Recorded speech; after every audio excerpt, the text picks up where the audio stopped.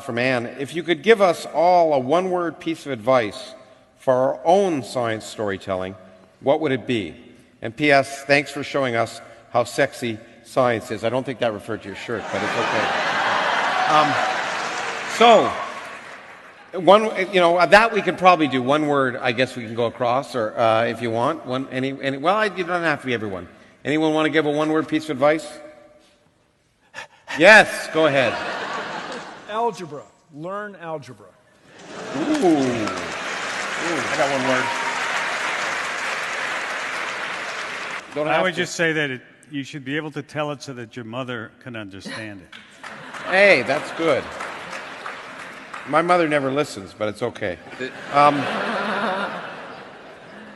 And if your mother's a theoretical physicist? yeah, that's right. She should tell you then. All right, fine. Okay, here's one that's actually a little bit related to what Neil was just talking about, but I think we can expand on it. Anita says, I've always wanted to be an astronautical engineer, but I am horrible at math, but I've got lots of passion. Can this dream ever be a reality, and where do I start? So it's an interesting, I guess I'll start with that. I mean, I think, as Bill said, math is the language of science, and I think you have to be able to be adept at it. Math is the language of the universe. Yes, you're right. I agree with you.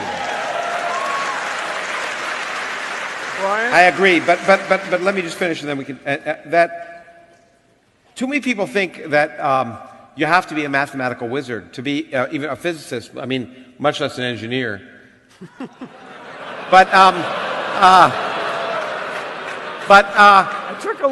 It takes all types. I know people who've won the Nobel Prize. I know people. You don't have to be the best mathematician in your class. You don't have to be a whiz. It takes all types to do science, and that any stereotype just doesn't work. If you're interested, do it. What's that have to do with you knowing Nobel laureates? Who were not the best in their class. Oh, fine, thank you. Okay. Who weren't necessarily even that strong in math. Okay. But the other thing, I'll just say, you say you're bad at math. I bet you're not that bad. And I just want to remind you that when it comes to math, there's no substitute for practice. It sucked for me. It sucks for, you just have to practice. So when you come to me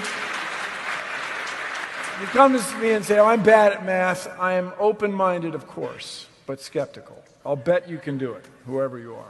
That's an important point. We were talking about it last night, too, and it touches on what you said. I like science museums often because they show science is fun. But science is hard work, like anything, to do, like music, like anything else, to do it well. And it takes a lot of work. So and if you don't enjoy it, you can't do the work. But just enjoyment alone isn't enough. You've really got to be willing to work at it. I think what's really going on here is people presume that in order to be good at, they presume that if the math is not coming easy, that therefore you'll never learn it. And I meant it literally, that math is the language of the universe, and it's like any other language, especially a language that does not share the Roman alphabet. So, for example, if you wanted to study Chinese, it looks completely intractable at first. It looks like Greek. Exactly. And you can ask the question, how long does it take one to become fluent in Chinese if you're not Chinese yourself? And so it can take years, 5 years, almost 10 years if you never go to China. You go to China maybe 5 years of intensive exposure, and you've never done that with math. Imagine that level of exposure to math, what kind of fluency you would have at the other end of that pipeline. So at least give yourself the opportunity that any person learning a foreign language would give themselves before you turn around and say you're not good at math.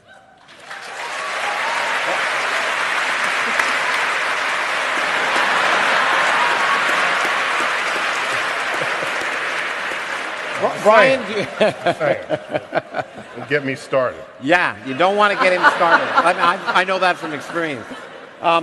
You're actually you're a professor of math as well as physics, probably the only one on the table. Yeah, and the question that comes to mind for me is, how do you know that math is the language of the universe? I was going to say, what about the multi? The universe told me. It's Pretty good first approximation, I'll tell you. Now, Okay, we're now Trinity, doing but science before by you go, revelation. Lawrence, But- before you go, I'm yeah. just wondering, because I have a question about this. Yeah.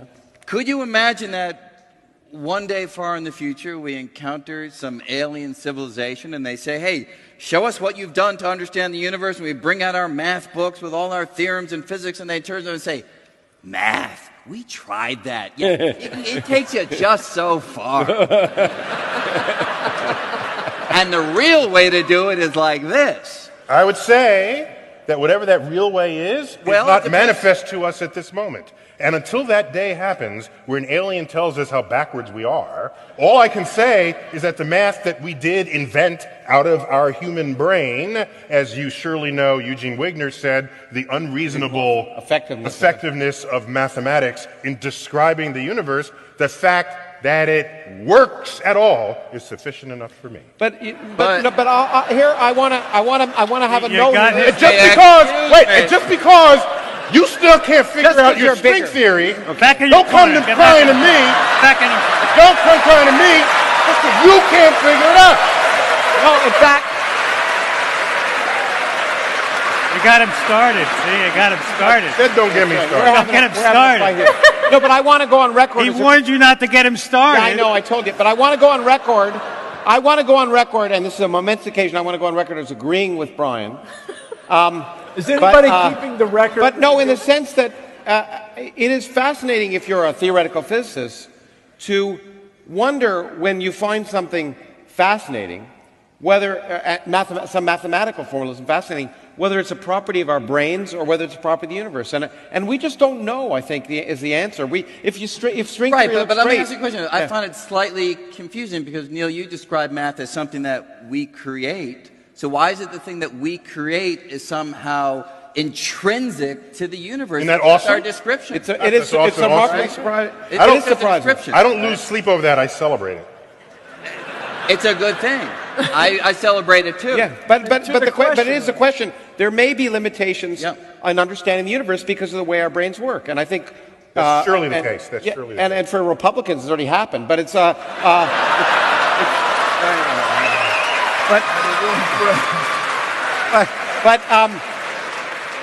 no. But seriously, that's an interesting question, and we really have to wonder about that. And if you're again working as some of us are at the forefront of physics, you wonder at some point when it's going to end. It's some Republicans. But The frontier doesn't involve people. The frontier that NASA is doing in space, the real science that NASA doesn't involve 100-pound bags of water. I didn't say science. I talked about No, I wanna- exploration. okay, There's a and- distinction here. If you only want to do science in space, yeah, you would never send humans. You would agree. send robots. Even the geologist who would love to go to Mars with a hammer would just love it. If you gave the geologist the option, I can send you to one spot, or I can send 100 Spacecraft. 100 Robots. rovers to 100 different spots that you can pick. They're picking the 100 rovers. No, actually, that's not true. I'm in the Department of Geology, among other things, and many of my colleagues there disagree and say they think a geologist could do in a little while what rovers could do. I happen to disagree. I think No. because- Did you tell them 100 rovers Yeah, I in did. 100 different spots? I did. You know what? I told them. Okay. I told them the real number, which is probably 1,000 different rovers, because you Okay. can send. Let me finish for a second, Neil. You can send, as I often say, you can send a rover to Mars for the price that it takes to make a movie about sending Bruce Willis to Mars. And, That's right. and this is But our fight. if you told the geologist it was a one-way trip, which is what I've argued would they for. still want to go? They still want to go. Yeah, then they're just crazy. I mean, just No, why they are you are. even talking to those No, geologists? so you guys, Well, let's stay on this topic for a little longer, because sorry. I maintain the reason people are interested in humans traveling in space is because they can die. That's what makes it interesting, and you want to see if they're going to die. But you know, I thought that was NASCAR. What? I thought that was NASCAR that you're talking about. But you know, but I find. But let me Lawrence. ask you a question. I find it. Lawrence. Okay, I'll ask you this question. When I see a picture from the rover, I'm more excited about it coming from the rover than if it came from an astronaut taking the picture, because the astronaut's using a camera, but the rover is taking it's part of the rover. Let me tell you why that's probably not true, even though you think it is. Okay. Okay. Most people don't know that there were robots as well as rovers on the moon while we were first going to the moon. But you didn't know anything about those because the media focused on the astronauts. And it's the astronauts through which we gain vicarious access to space, because they have mouths, they have brains, they have a childhood memory, they have school teachers that can talk about those astronauts.